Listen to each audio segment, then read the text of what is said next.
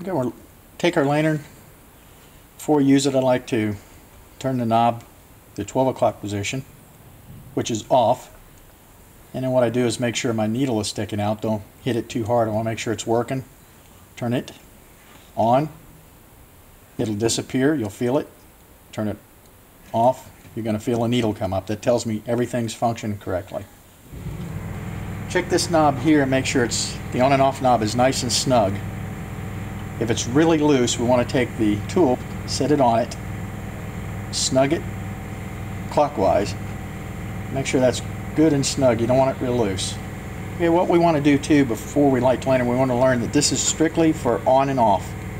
6 o'clock is on, 12 o'clock's off.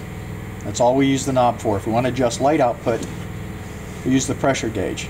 We'll let pressure off the lantern and watch our gauge. It'll drop or tighten the pressure. We'll add pressure or lower pressure in order to control light output.